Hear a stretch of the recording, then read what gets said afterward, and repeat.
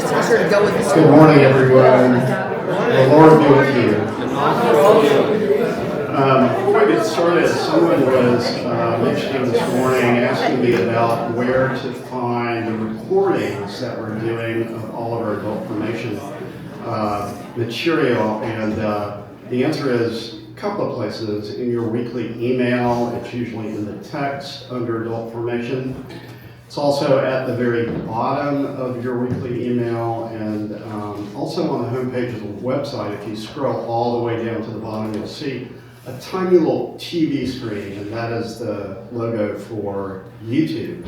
And if you click on that, that will populate all of our playlists with the most current one, that is this one, at the top. And so if you miss one of these sessions, or you just want to go back and hear a little bit more, again, on a refresher of some of the things that you're hearing, that's available. So, such a joy and a gift to have Ryan with us again today. Ryan Bonfiglio. Ryan, as you guys have experienced, is one of the most effective and engaging teachers around. He is the executive director of the Candler Foundry at the Candler School of Theology of Emory University. So we're very fortunate to have all of his expertise in education and all that he brings to his ministry. With that, I will turn it over to Ryan. Thank you, Paul. Well, friends, good morning, and welcome to week 3 of this study that we're calling The Bible in Poverty. I'm so grateful for Paul's ministry of capturing all of this. And what he didn't mention is that the recordings are primarily there because of my soothing and sonorous voice, which many people use to fall asleep to. Maybe because they're bored, I'm not sure. But I'm glad you have access to those materials. This is week 3. And if you've been here every other week, fabulous. A+ on your attendance. This course is not graded, but Jesus is watching, so he's really glad you're here. If you're new to this or have missed a week, don't worry about it. Every session of this course stands on its own, so you're not going to be left out of the conversation, even to the least. The focus of this course, as you can see from the title, is the Bible in Poverty. And in it, we've been thinking about what Scripture has to say about economics and socioeconomic conditions. And as we saw from our first week, it turns out the Bible has way more to say about economics and poverty than most of us have initially assumed. The Bible is shot through with a concern for the economic realities of everyday people. And so we've been turning back to the Scripture for the first time. Remember, week 1, your homework was to read the entire Old Testament, which I know everyone did, and that was great. And last week, your homework was minimal. I think you had to just read all of the Psalms or all of the prophets. It was something much smaller. But what we've been seeing is how this theme of poverty and economics gets played out in different parts of the Scripture, and why it is so essential to the theology of the Old Testament to be engaging not just with the sweet by and by life after death with God, but the lived material realities of life here in this broken and wonderful world that God loves so much. And last week what we did is we did a little bit of an Econ 101. We turned back into ancient history, an Econ 101 for ancient Israel, and we introduced 2 foundational points. Now remember, it was only 2, so that was great because it was just 2 things to remember. Remember, the downside of that was that if you missed one of them, that's 50% and a failing grade. Again, it's not graded. But does anyone remember the 2 foundational points about how ancient Israel's economy worked? Subsistence farming, right? So not massive cattle, huge Iowa farms. These are small 3, 4, 5 acre plots where you grew enough for your family, your extended family. And that's how everyone worked. That was the way people had a means of existence, right? So that's number 1, subsistence farming. What was the second point? This was a little bit more detailed of the matter. Taking care of inheritance. Definitely taking care of the poor. What was it? inheritance, right? There was this idea of a nahalah. It's the Hebrew word for a piece of property that gets passed down from generation to generation. Remember, there were no realtors in ancient Israel because you did not buy and sell property. Because the idea is if Paul sold his property in a subsistence economy, if he didn't have access to land, his family for generations were by definition poor. So everything hinged on having access to land. So we set all of that up, and where we left off, I actually couldn't quite remember where we left off, but we got to this quote this is not a Bible quote, this is an Ernest Hemingway, Sun Also Rises quote. This idea that how do we go into bankruptcy? Two ways, slowly and then all of a sudden. And we noted that actually this statement, though from the early 20th century, actually rang true of ancient Israel. There are two ways poverty can happen in the ancient world. And I want to pick up with that strand. We'll do a little bit of review, and then I want to keep going further to show you not only how those two causes happened in the ancient world, but then how they set up the Bible's response to poverty. So the first way that poverty happens then, and I would say now, are crisis situations. Crisis situations are when something unexpected, let's say a natural event happens, that disrupts your ability to farm and produce food for your family, right? And we noted several examples. It could be drought, crop failure, war. These are described in the pages of our Bible. Here are just a few examples. From 2 Kings 6, King Ben-Hadad of Aram, that's an enemy of Israel, marched against Samaria and laid siege to it. As the siege continued, famine in Samaria became so great that a donkey's head was sold for 80 shekels of silver. Experience has it that you don't want to eat a donkey's head. It's not the best part of the food. And 1/4 of a cob of a dove's dung for 5 shekels of silver. This is probably hyperbolic language, but it gives you a picture of how war can lead to poverty. And this is always the case. War always leads to poverty. Just think of the war in Gaza over the past number of years and just the incredible poverty left in its wake. Another crisis situation might be a famine caused by a drought. This is from Genesis 12:10. Now there was a famine in the land. This is the land of Israel. So Abram went down to Egypt to reside there as an alien. That means refugee. For the famine was severe in the land. Whenever a famine happened, and it happened in the ancient world, because remember, water was sparse. You always went to Egypt. Does anyone remember why you always go to Egypt?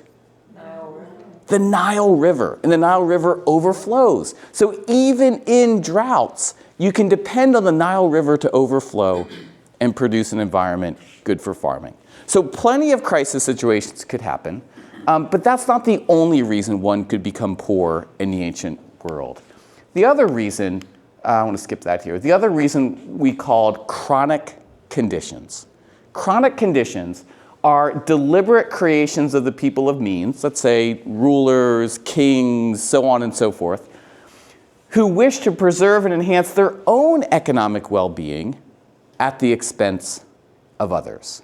Right? So in the first case, crisis situations, poverty is an accident.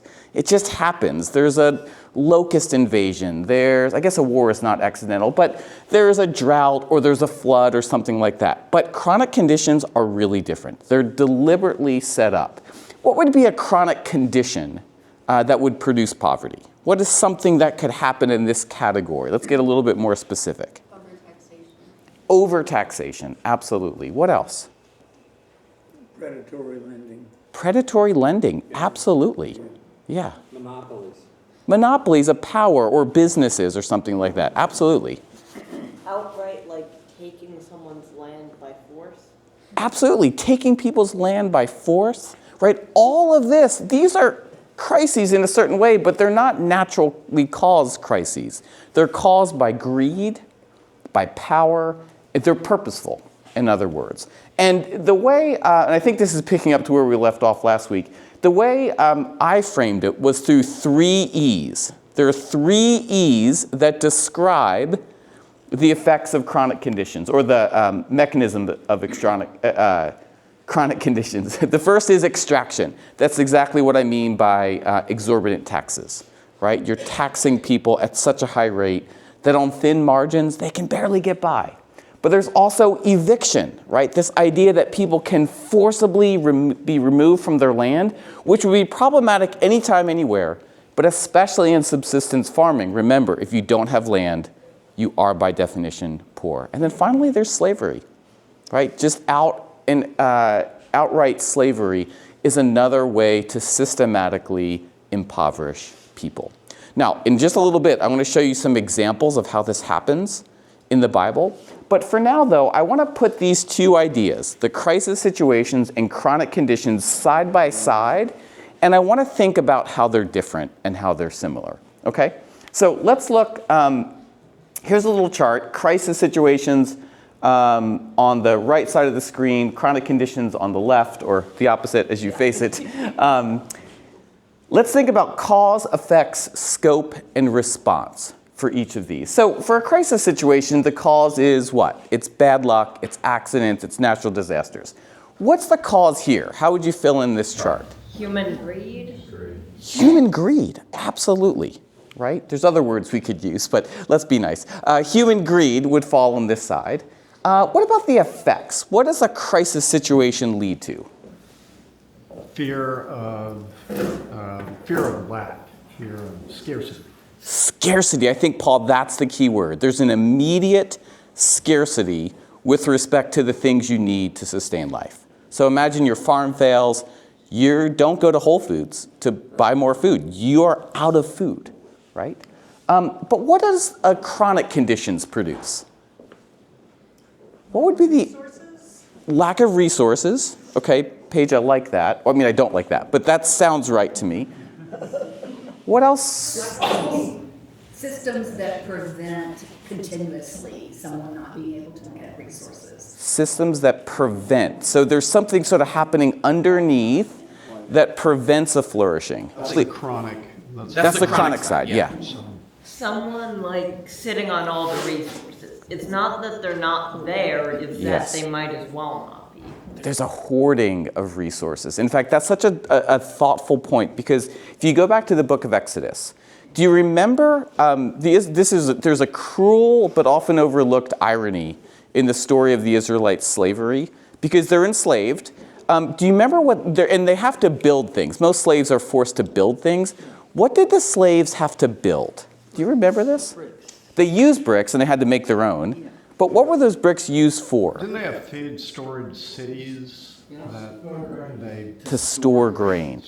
And the reason I think this is a cruel irony is that they weren't building palaces, they weren't building temples, they were building storehouses that would contain the very stuff that Pharaoh had extracted from people just like them. In other words, they were building out these huge storerooms for Pharaoh to continue to extract and extract and extract and extract. It's a brutal reality.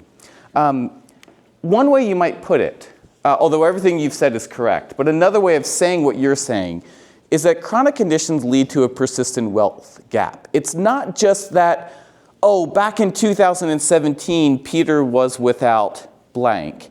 It's that persistently and across generations, there's going to be a gap between the people of means and the people who control all of the resources, right? So a wealth gap is the result of chronic conditions, more so than just immediate needs. The scope of a crisis situation is hopefully short-term. So the locusts aren't always going to be on your fields. There's not always going to be a drought. Hopefully and ideally, it's just for a short period of time. But what about with chronic conditions? What's the scope? There will always be poor, because there will always be greed and self-interest that leads to a persistent wealth gap. So these are entrenched problems unless something is done to disturb the system. And I mean here disturb in the best sense of the term. Poverty, because of chronic conditions, can become intergenerational, right? So it's not just a here and now problem, although it is. It's a problem that gets passed down because the conditions and systems are set in such a way that no one has the opportunity to flourish. right? Is this making sense? Tracking okay? Okay, last one, and I think this is the most important for our purposes. What's the response? Other people help. Yeah, other people help. Often the term is called charity. But imagine a situation. There's a hurricane in some place, and people are immediately out of homes, they're out of food, they're out of water. So what do? We give that to them. We organize food kitchens and food banks, and we collect water, and we send clothes, and we provide people with what they immediately need. Now, what's good about that? Obviously. Well, maybe it's preventive to keep it from becoming chronic. Okay. Some people are just on the edge of that crisis situation and it'll flip. Right, so at least if they have enough food, and at least if they have enough water for this week, right? That's sort of warning off some future things. Why else is that good? What would we want to celebrate about that? The nature of community. Yeah, it's people showing up and giving and meeting an immediate need. Remember, there's that text in Deuteronomy that says, whenever you encounter a poor person in your midst, give whatever you can to meet whatever their need. It's this immediate, tangible, we don't just say, be well, keep warm, and go on your way. I'll pray for you. Well, that's nice to pray for people, but there is an immediate, tangible response in these crisis relief efforts, right? That's the good. Probably a lot of good heart behind it too. Peter, do you want to add to that? Another response might be donating for scholarships to provide education for people who otherwise have no education, and they then can get an education, and their ability to acquire wealth becomes more realistic and substantive, and in time they're at least middle class. Sure. That's a beautiful idea, and I will say, I less often encounter it on this side of the chart. Because what you're describing there feels more long-term. It feels like you're building capacity for economic flourishing, not just meeting immediate needs. Now, there's a continuum. I'm presenting this as a black and white. It's either this or that. Well, there's a lot of room in between them. And maybe, Peter, your example is one of them. But let's kind of, with that as our fulcrum, what is on this side? Systemic change. Systemic change. That's absolutely right. And the biblical term for it is justice or just systems. It's not just fixing the immediate need. That's needed too. By the way, this is a both and dynamic in Scripture, not an either or dynamic in Scripture, right? Both are needed because if there is a hurricane and people are without food, it might be nice to work for long-term change, but there's still an immediate need that has to get met. And with that, we also have to work for just systems. Now, just systems won't prevent hurricanes, but they might create conditions and situations and opportunities that sort of lift the whole system up. It provides more opportunity for flourishing in the first place. Now, does that make sense? Why did Please. they top revolt or rebellion or insurrection there instead of justice? Because I didn't have enough room on my slide. No, a lot more could be said for each of these, right? My answers here are sort of representative more than exhaustive. So absolutely, you might say revolution or, radical change of systems of power, regime change, right? A lot could be said under this line. So think of this as just sort of a broad label of it, right? And the same is true probably for all of these other things as well. Now, in your experience, where does the church camp out when it responds to poverty? Over here, right? The church camps out over here. I'm going to draw a circle on the dust on this screen. Maybe you can see it. Why does the church camp out over here? Apolitical. Okay, so it might be perceived as apolitical. Giving water is just giving water. You could do that with whoever you vote for, right? Short term, and you see a reward. You see a reward. Say more about that. I think that's really important. There's an immediate filling of a need, and that's gratifying Yeah. to us and to the person for the Yes. moment. Yes. there is an immediate need that's met, and that feels good. You shouldn't feel bad about that feeling good. That's real and not something to be ashamed of. And it's not only feels good, but we can report on it, right? We can say, Barbara gave away 733 and a half bottles of water. She drank the other half. But she did that. That happened, right? We can put that in a newsletter. We can report that back to donors. We can talk about that in announcements, right? And that feels good too, right? What else? Why else do we end up here on the charity side? Let's go here and then here. Charitable giving doesn't upset the power structures. And it doesn't get you in trouble, for nobody minds that. But if you start trying to do the just system, go for that, that would upset the power structure. Yeah. So this is a little safer. Yes. It's a little less risky, perhaps. I think it's apolitical. I think those are not the same thing, but they go together in some ways. Yeah, that's really observant. I like that. There's one other here, and then we'll go to you, Barbara. Okay. Yeah. So it's again sort of the. I almost said it's easier. I want to be careful for that because it takes real effort to do charity, right? Like I don't want to belittle that or say, well, that's easy, anyone could do it.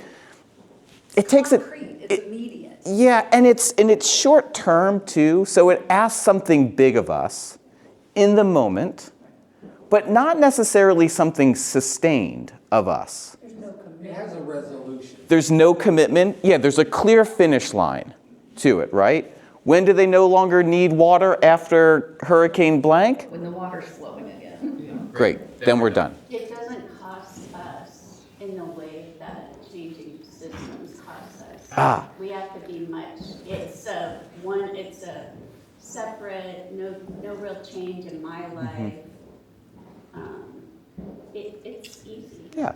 So I had to buy the water to donate, and maybe I had to drive to Knoxville, Asheville, wherever the latest hurricane has been. That's a real cost, but you're naming something different, a different type of cost that would happen if we labored on the side of just systems. Let's go back here, and then to Paul, and then Barbara, sorry. It builds personal relationships. Yeah, absolutely. Paul. I was just going to say that changing systems can feel like it's beyond our control. Yeah. And we can very easily give up on it. Yeah, it's hard. It's complicated, right? I know where to buy water to give it away, but if you say, okay, go change that system, well, that's a little more complicated. That requires some different knowledge sets, some different abilities, probably requires more of a community effort rather than an individual effort.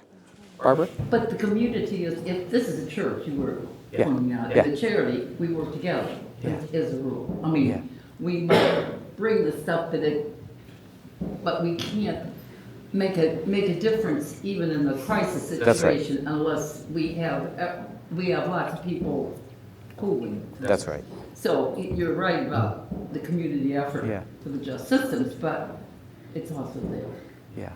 Yeah, great observation. It has to be collaborative. Let's get one more in on this. Was there one more? Oh, please, yeah. It's tax deductible. And I never thought of this before, but that's an incentive put in place by the unjust system to help prop up the system. Yeah. So while you're giving away water, you're not trying to vote and get this ground roots campaign going. Absolutely. So it's sort of a diversion. Yeah. This makes it easier. Please, in the back. And also I think it has to do with like personal or community responsibility versus a social justice system. I'm not trying to tell Tracy to get water. Yeah.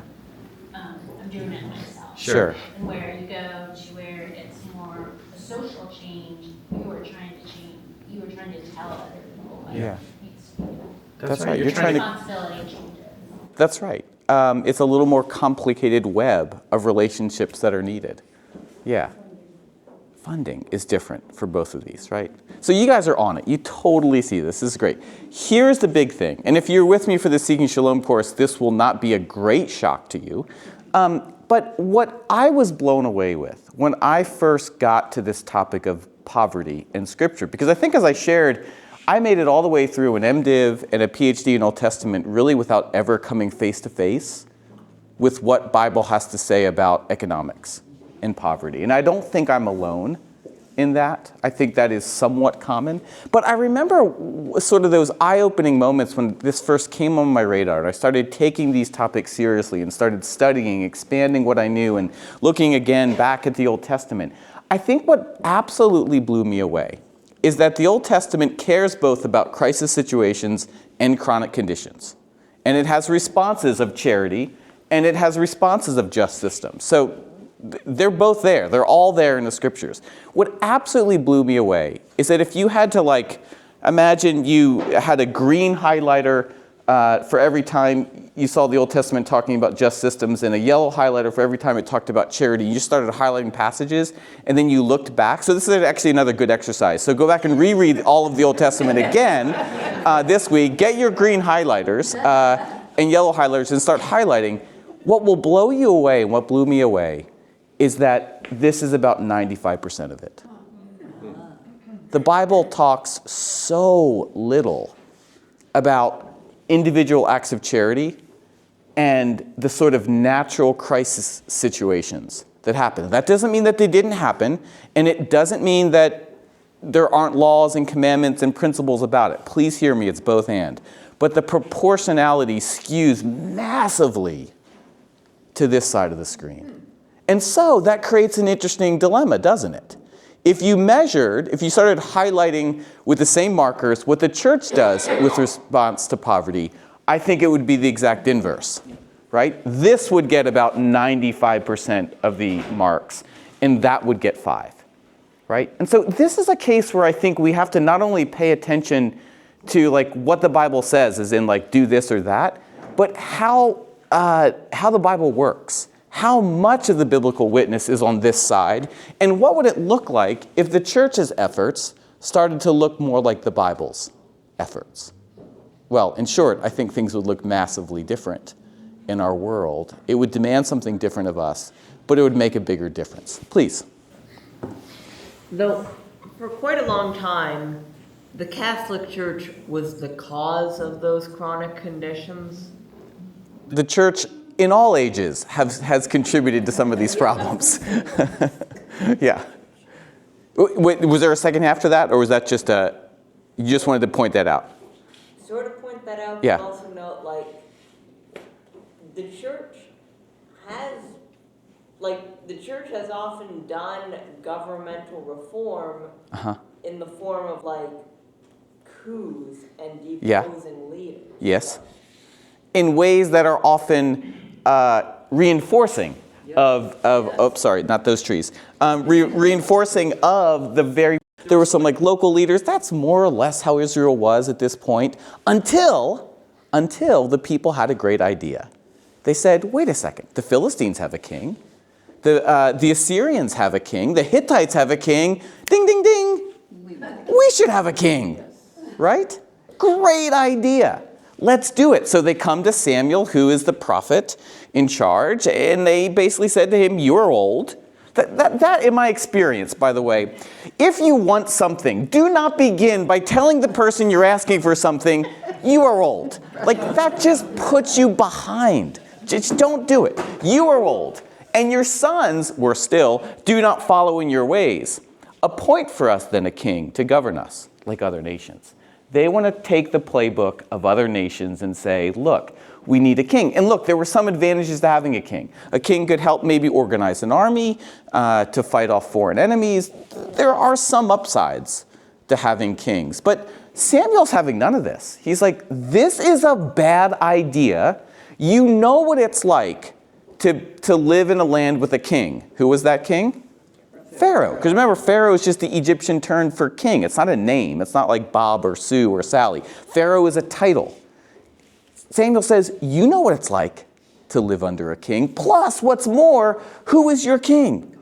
God is your king. So this is not only a rejection of God as their king, it's a return to life in Egypt. That God, that very God who is your king, liberated you from. Now, the people need some convincing.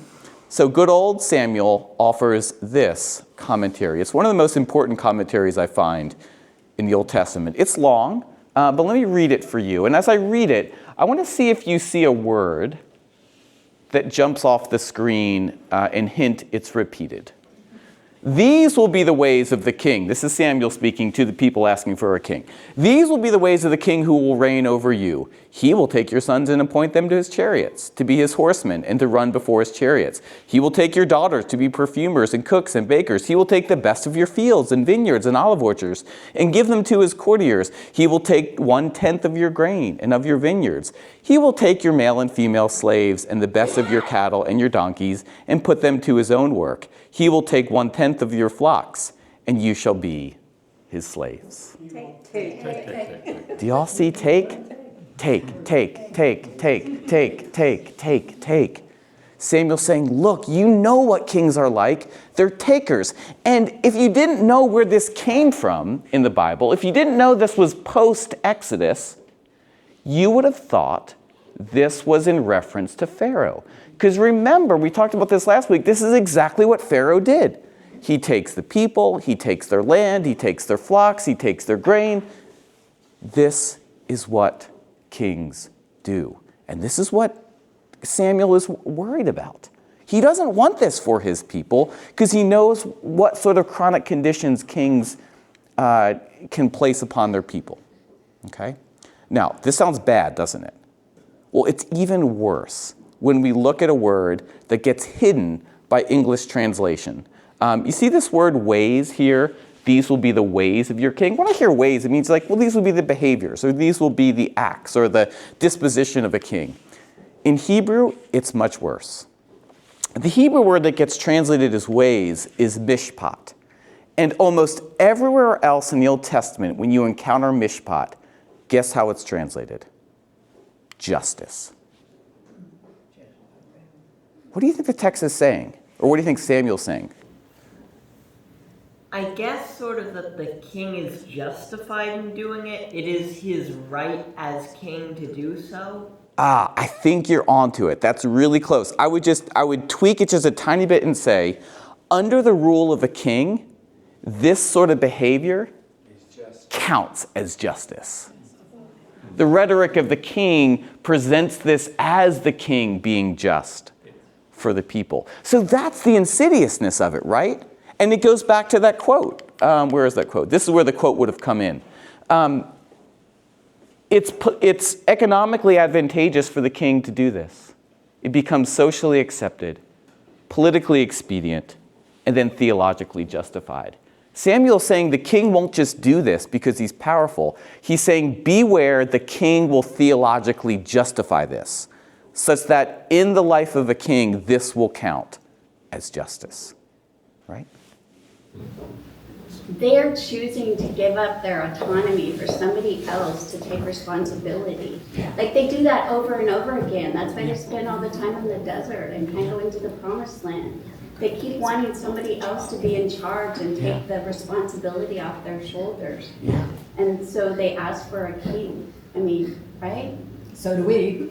Exactly. But talk about like what in the sermon, seeking quick and easy answers, where it's like, it's because people constantly want somebody else to be responsible for the hard choices. And they're saying, oh, well, we'll give up our responsibility for the hard choices. Somebody else can make them.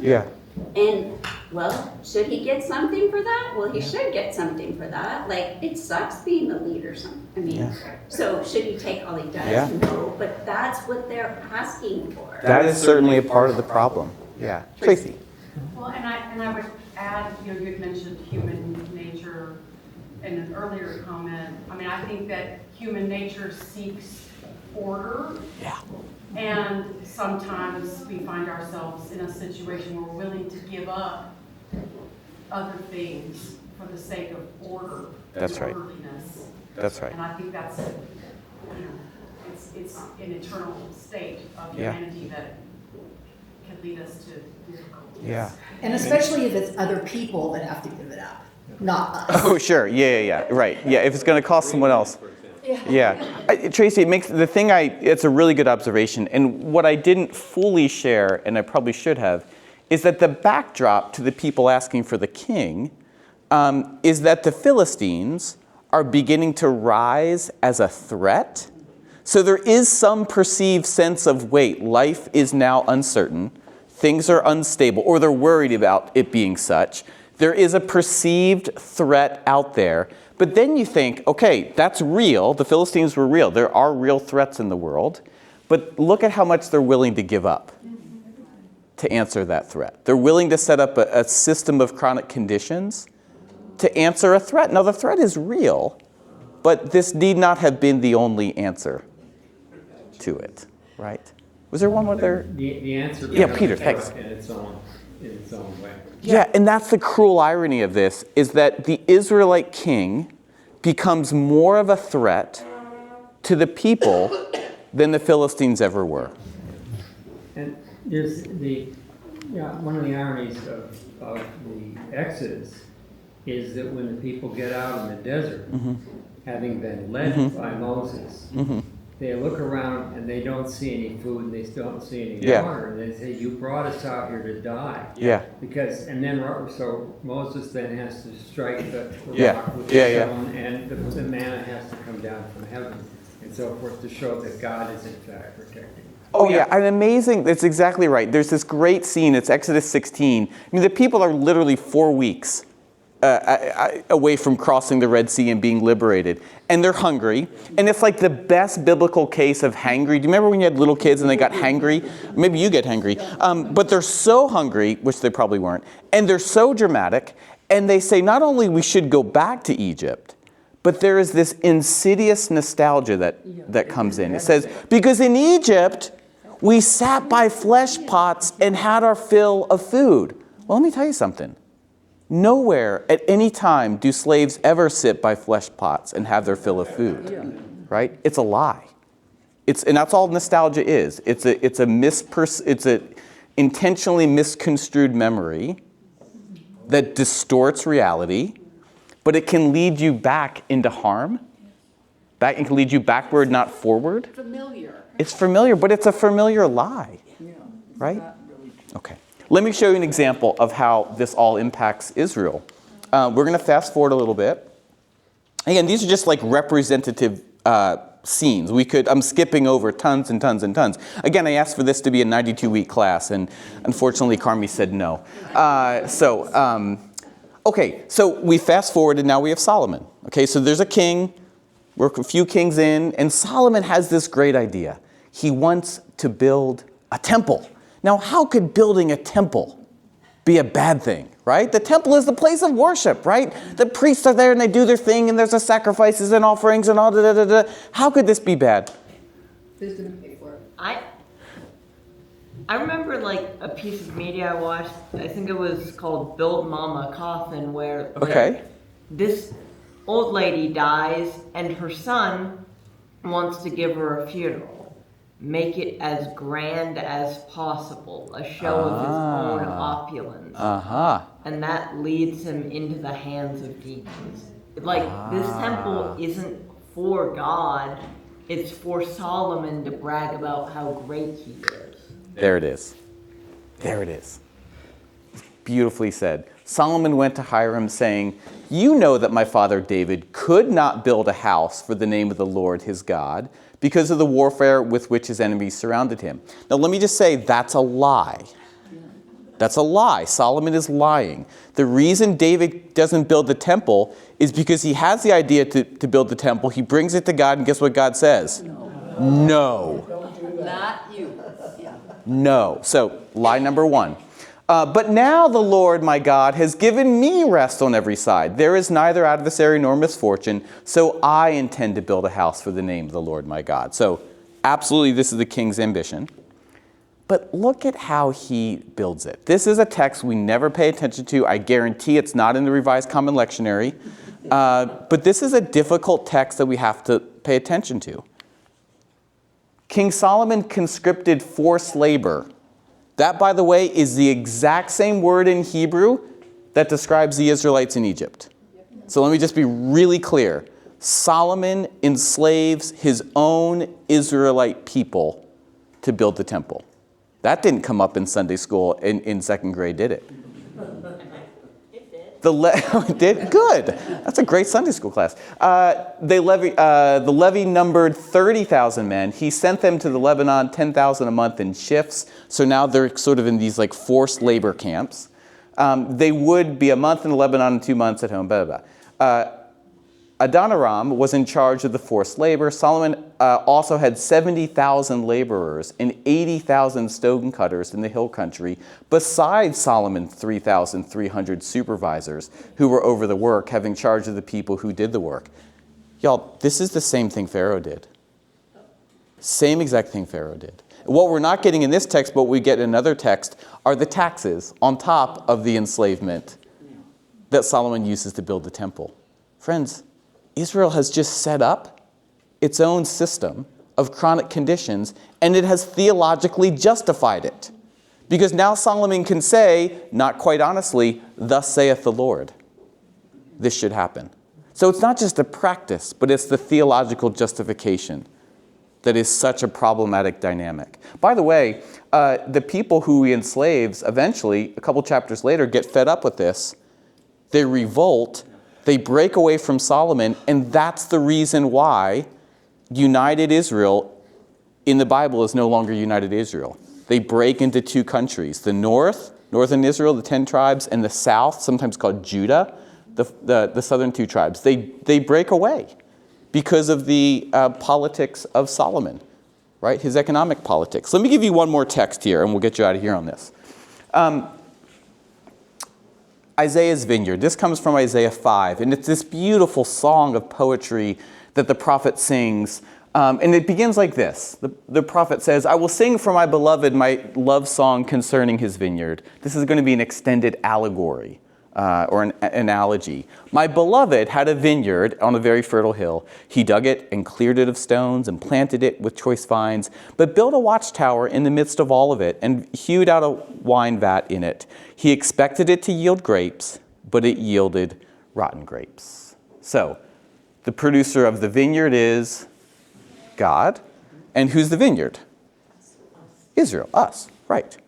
So he unpacks, if you read the song a little bit further, he unpacks it. He explains the allegory. But you already got it. For the vineyard of the Lord of hosts is the house of Israel, and the people of Judah are his cherished garden. He expected justice, but saw bloodshed. He expected righteousness, but heard a cry, or a cry of distress. There's this wonderful play on words in the Hebrew. He expected justice, mishpat, but he saw bloodshed, mishpak. Mishpat, mishpak. It's hard in English to capture that, but there's a play on words. Same thing here in this line. He expected righteousness, tzedakah, but he heard a cry of anguish, tza'akah. Tzedakah, tza'akah. Right? So there's this play of words to underline that there is these reversal of expectations. God expected this from the people, but instead he got that. And the that here, again, is not just one person being randomly mean. It's not just a hurricane or a flood. The problem with all of this, in Isaiah's view, is deeply economic at the level of chronic conditions. Here he explains it in verse 8. Woe to those who join house to house, who add field to field, until there is room for no one, and you are left to live alone in the midst of the land. A passage like this is so easy just to buzz past. Just be like, I don't know what he's talking about. Something bad happened, I get that, but I don't really know what's up. With your Econ 101 in hand, what is he talking about? Those who join house to house and field to field. Is that making any connections back to what we've talked about? It's the chronic part of it. It's the wealth. Keep getting more specific. You all are in it. This is exactly right. Scott, what E is this? E? Yeah. Enslavement, extraction, eviction. Right? The rich are forcibly moving people out of their land. And what happens in a subsistence farming economy when people are moved out of their land? Intergenerational poverty, right? So systematically, the rich are acquiring land. Now, they might even be paying fair market value for it, for all I know, right? But still, even if you pay fair market value, in this system, if you don't have access to land, you are in a world of trouble. Gentrification. Right? Yeah, it's sort of it's like the worst form of gentrification. There can be ways of doing gentrification that are like woven through with some justice, and that's great and complicated. But no, that's not a concern here at all. This is the eviction of people from their land. And this is what the prophet cares so deeply about. This is what prompts the allegory of the vineyard that produces sour grapes as opposed to good grapes, who lets out a cry rather than righteousness. Friends, we've seen just 3 examples of what literally are hundreds of examples where the Bible is putting a spotlight on these chronic conditions and saying, hey, look, pay attention to this. This is what matters so deeply. And correspondingly, the Bible's response to this, though it affirms individual acts of generosity, of giving, of charity, is to say, how do we create systems of justice to respond to these chronic conditions, right? Not to prevent them. There'll always be kings like this in the world, then and now. But how can we develop systems that provide a bulwark against the acquisitiveness of kings and others who form these systems of extraction?